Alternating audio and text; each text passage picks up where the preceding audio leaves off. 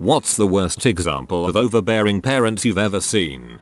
I've had a friend since elementary school whose mom has always been super strict. We're in our 20s now and in college, and her mom still won't let her get her license. The worst part is my friend lets her mom continue to control her like this despite her being an adult. She's at school with a full scholarship, so it's not like she depends on her for financial support. Abuse will frick you right up. Your friend should go to counseling, but depending how deep the hooks are set, they may resent you for the suggestion. Growing up, my next door neighbors told my parents that they needed to have my brother and I go to bed at 7 o'clock because their kids could see our bedroom lights on after they had to go to bed, and it made them jealous. I hope your parents told them to frick off. My parents called Common App, broke into my account, and locked me out because I started to send my college applications out without telling them. I had my college advisors and principal's approval and went to boarding school across the country from my parents. Know a kid whose mom never thought whatever school he was in was good enough. He could never make friends because he changed schools 2 times a year and was never allowed to follow anything that he enjoyed. Everything he did had to be something that would put him on track for an Ivy League school. Gets into an Ivy League school and finally gets some freedom away from her. Joins a band or discovers singing and apparently was really frickin' good at it. When he graduated, he wanted to stay with the band and perform on weekends, but the mom kept berating him for it and called him childish. He now works an upscale job in corporate America that his mom chose for him, through connections, that he hates. After graduation, his dad snapped and left his mom. Literally just woke up one morning, got into his car, and drove off. My aunt didn't let her children leave her sight, watch TV, make friends, and didn't feed them anything but plain rice and chicken for years. There was a mandatory hour of cuddle time with mom. They barely knew how to be human beings. The youngest was 8 and couldn't dress herself since her mother did it every day for all 3 kids. She homeschooled them too. Only time they left the house was to go to the doctor or dentist. Oldest left the house and immediately lost her freaking mind. She had no idea how to say no and didn't want to anyway since she was now free. Got addicted to M in less than a month and was dead in 2 from an overdose of M&C as well as alcohol poisoning. Auntie sobered up instantly and handed the other 2, I think they were 8 and 10, over to the dad before hanging herself in her backyard. The 2 kids don't even remember her. They barely remember anything before they went to live with their dad. As far as I know, they're both mostly normal. Boy still doesn't season his chicken though. I honestly feel really bad for your aunt. It must have been too painful to realize that her parenting techniques, rather than protecting and nurturing her daughter, led her directly to harm. That guilt must have been overwhelming.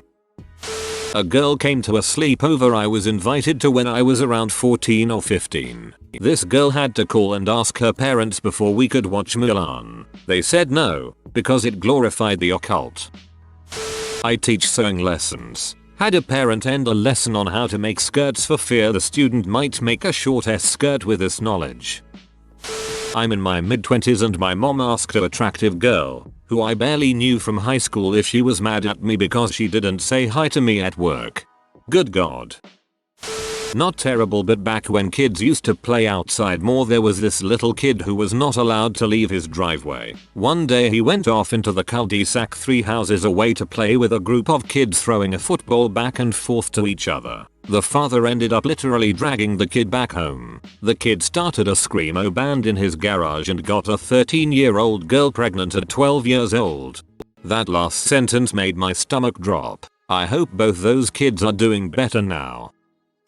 I managed, scheduled, and hired for a fast food place in a good neighborhood. A kid comes in for an interview in a button-up and tie. I am liking him, want to know if he has extracurriculars so I can make sure neither of us are wasting our time. I hire him on the spot. Comes in on his first day. Looks like mom dropped him off. Okay, fair enough, first job whatever. She sits down without ordering and watches him walk to the back to do computer BS. I go back to the front to work and she is still there. I go check the lobby about 30 minutes later. Still there. I get off. A couple hours later I get a call from my co-worker asking about the new kid. I figure it was about his time card or something. Number. Woman is still there. Manager wanted to know if the kid is special or something. He was not. Wouldn't have mattered anyway besides accommodating him. Get to work the next day. Answer the phone. Woman wants his schedule. I say I can't give it out, he needs to ask for it or come to the store.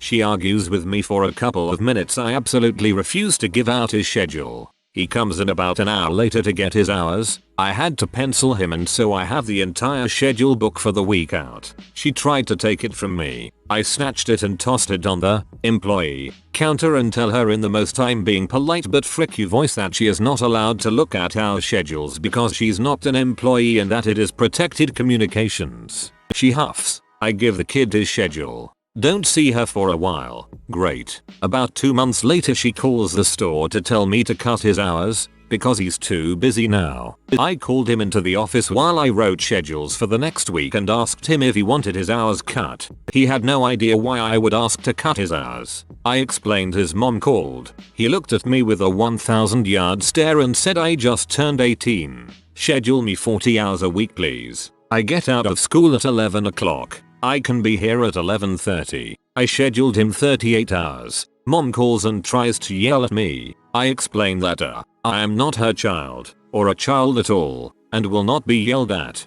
B. Her adult child asked for full-time work. C. I do not under any circumstance owe her any explanation for how I do my job. She calls 2 rungs up the ladder and speaks to the franchise supervisor. He told her if she's so concerned about his work life to fill out an application. 3.5 years later, I am not there. Kid is a manager. Mom is still ridiculous. TL. DR. Hire an adult worker. Mom tries to make me cut his hours. He asks for more. Mom tries to get me fired by going above my boss to his boss. Gets told to fill out an application. Polite way of being told to frick off. Holy crap dude, good on you. Seriously, this kid doesn't realize how lucky he is that you stood up to his mom for him and basically forced her to back off. My best friend in 1st grade was not allowed to come to school on Halloween. We all dressed up and had a little parade. Her mother claimed it was the devil's birthday. It was a private religious school. It's also my birthday.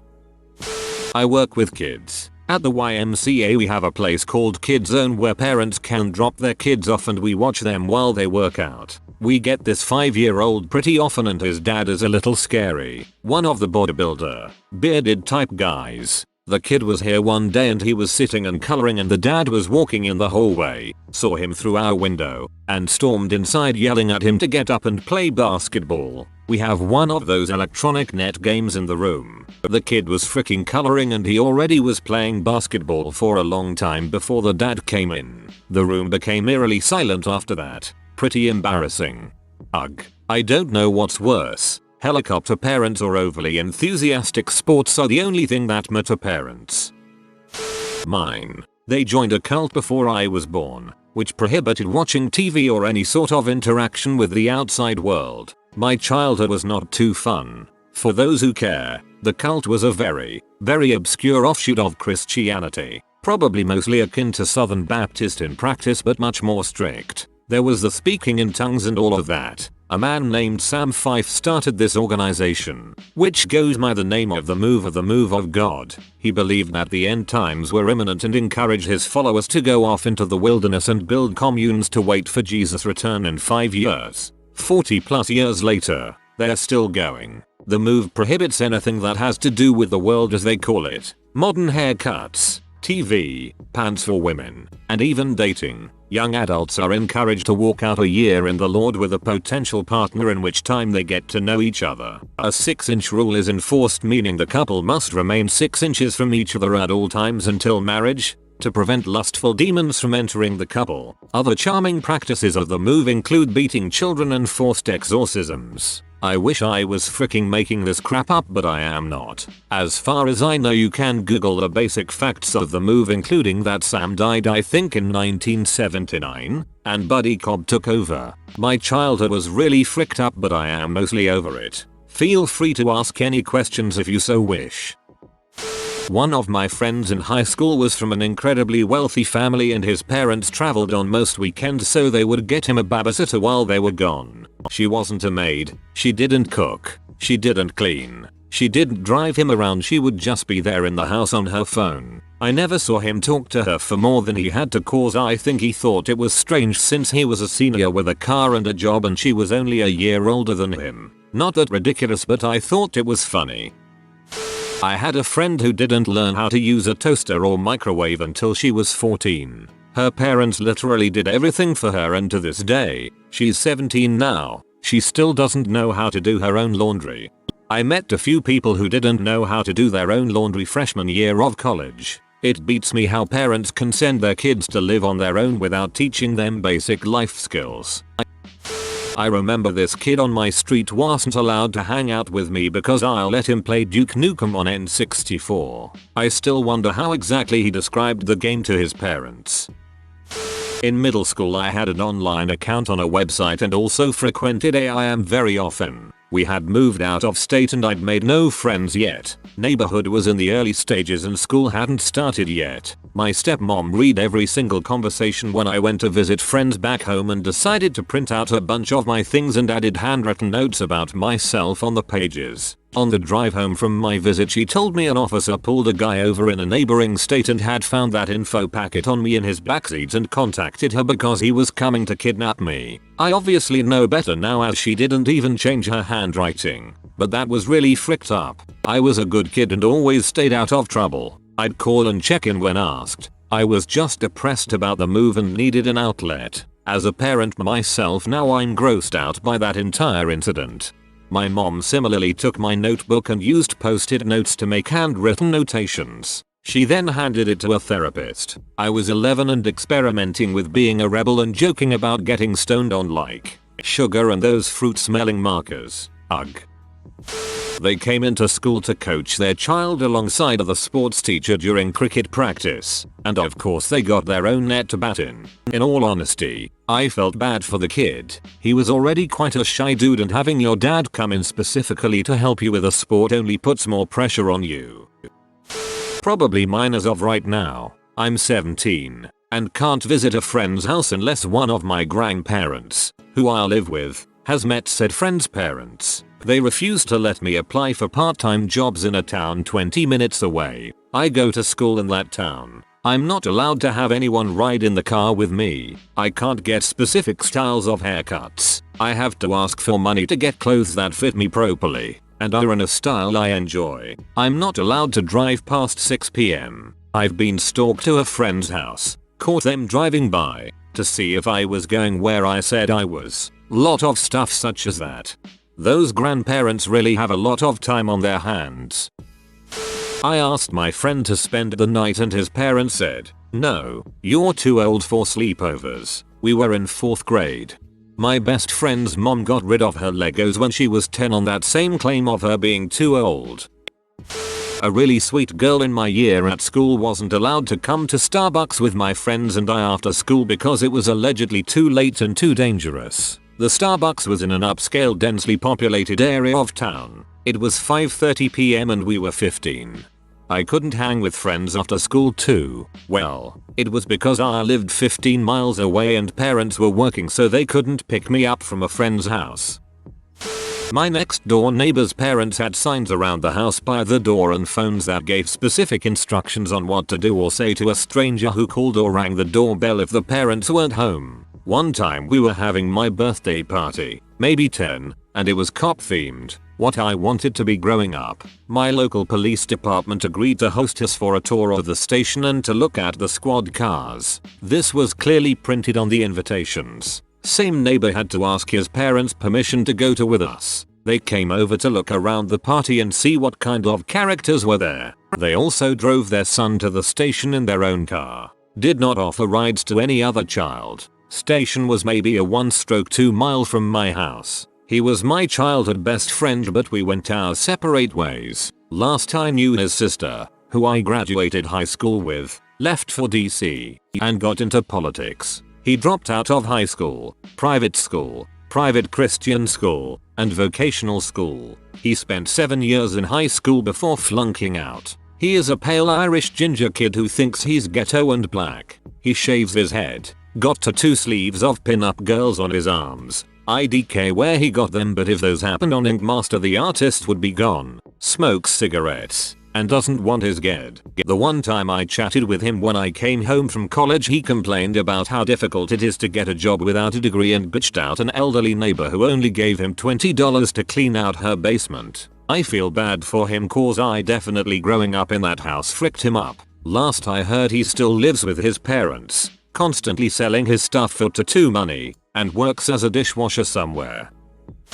Context: overbearing mom has 2 sons. The first one came out as gay, which horrified her. After this, she became obsessed with making sure her second son wouldn't come out. Because she had forbidden the elder son from doing anything that involved girls, she thought maybe that was why he turned gay. I don't think she really grasped the concept of you don't choose your orientation. For her second son, she decided that she had to make him do things with girls, so she pulled up the name of a girl that he had once had a crush on years ago, went to the girl's mom, and demanded, that the girl go to prom with her son. The girl's mom agreed. Keep in mind that neither kid expressed interest in each other. Nonetheless, overbearing mom made her son make posters and bought flowers for him to use in the Ask, all 2 days before the actual event. I'd love to say they had a great time, but I heard from one of the other couples that it wasn't fun. And I think the girl found out eventually that her prom date wasn't really into her but just pushed into asking her because his mom wanted him to have more contact with girls.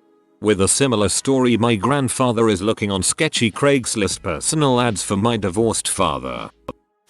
I wasn't allowed to spend time with friends outside of school. I remember the one time they relented after a week of begging THST they let me go see a movie at a theater that's less than 5 minutes away with my most responsible friend with a GPS tracker on my phone. Immediately after I had to call them to pick me up, and they wonder why I turned out so socially awkward. The mom of a girl I went to middle school with would come to lunch to see what table her daughter was sitting at. If she was with the less popular girls, she would walk her over to the popular table and ask to make room for her. When we got to high school, she volunteered in the office a couple times a week but would come out to the cafeteria at lunch hour to check where she was sitting. That is a really good way to make sure the kid isn't popular.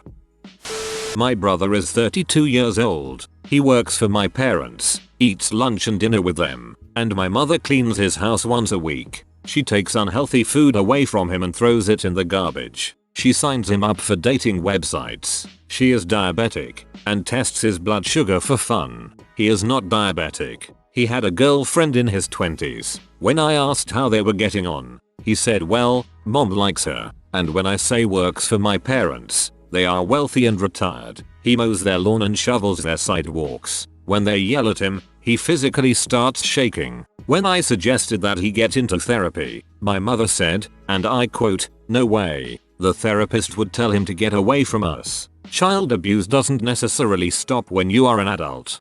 I'm 32 and can't imagine this. I have great parents, though. Oh man, my dad prided himself on being a hovercraft parent, just a few leaps above your typical helicopter parent. For example, he would track my phone. Once I was in a movie theater and he set off the Find Your iPhone in the middle of the movie. He was a great dad, just a little extra. That's what you get for not turning off your phone at the movies, you monster. My best friend and his brother shared the same room throughout childhood and puberty. They were well-behaved teenagers, but their mom was always concerned about drugs and fricking, so while they were sleeping she would smell the shirts and pants they wore through the day, and if she detected a small trace of tobacco or beer odor she would literally kick their asses before even asking for an explanation. So one day the mother is checking the older son's sneakers and she finds a tiny packet. Oh lord. She beated the heck out of this poor guy using a broom while my best friend woke because of all the noise and screaming. The mother broke the broom while hitting his teen child's back. At the end she yelled at him that none of her children would become a drug addict and threw the packet in front of the two puzzled teens. It was a silica gel packet he forgot to throw away before using his new sneakers for the first time. Their mom didn't understood English. We have one television in the dining room of the restaurant I work in. We don't have any premium channels. Nothing like Showtime, HBO or P. Well, there was a group of college boys watching a horror movie because they were the first ones to come in and get the remote. A woman comes in with a group of 5 teenage boys. She demanded that the channel be changed because her boys weren't allowed to watch anything of that nature. When I was a kid, I'd be watching The Simpsons and would laugh at the jokes I could understand at the time. My friends next door weren't allowed to watch SpongeBob since it was too graphic. Their dad was cool but mom was a total psycho. I remember she screamed at her kids to get inside the house to go to bed since they were up way too late. It was 7:01. They had to be in bed by 7 o'clock.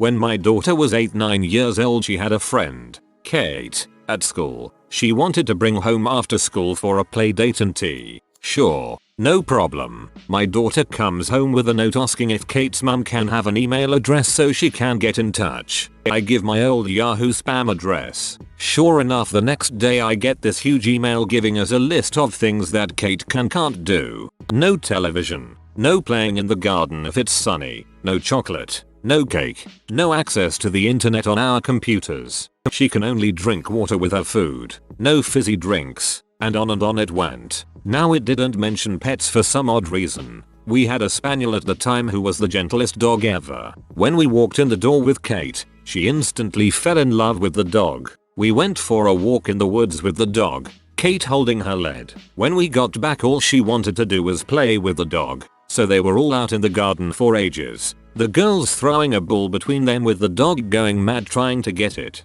When they came in for a drink, Kate sat on the floor with the dog laying her head in her lap. Anyway, mum comes to pick her up and the girls are now back in the garden, sitting on a blanket, playing with dolls. The dog is also involved, getting her hair brushed or cuddled. Mum freaks out. You'd think she'd walked into to find the lifeless corpse of her daughter being devoured by a Rottweiler. She actually saw her daughter trying to put a tiara on the dog whilst getting her face licked and laughing her head off. Mum grabs Kate whilst shrieking at us about how irresponsible we were and what were we thinking. She left, still shrieking at us, despite Kate crying and saying she loved the dog and she was fine. The next day mum turns up at the door and demands to see the dog's vaccine records and wanted to know who our vet was so she could check what might be wrong with the dog. She stated that she couldn't believe we'd expose our own child to a dog, let alone someone else's. She was taking Kate to the doctor and he would need this information. She got told to go away. The same day we got a letter, unstamped, from a solicitor, demanding the dog's medical records and any details of related illnesses we might have had. The solicitor was mum. I checked the details of the company and it didn't exist. She got a letter from a real solicitor, mine, ordering her not contact us in any way, shape or form or legal action would commence. A week later she removed Kate from the school. Presumably she found one that didn't take kids whose parents owned dogs. Friend in college was driving with me at like 4 AM and his dad called him asking him where he was. He didn't live with his parents or anything, but his dad had his phone tracked and saw that he wasn't in his dorm. Gee dad, since you're tracking me with GPS you probably have a better idea of where I am than I do.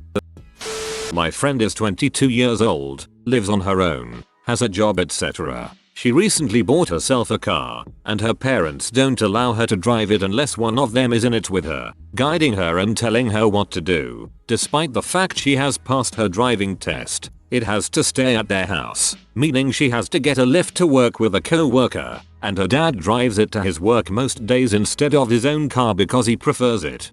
She should report it stolen, because that's basically what thief done.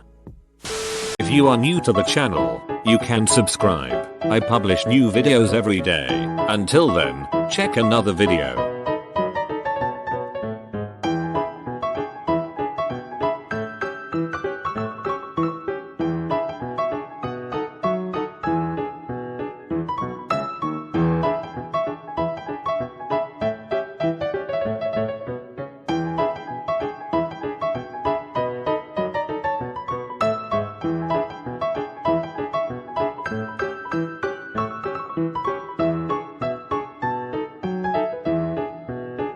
Bye for now.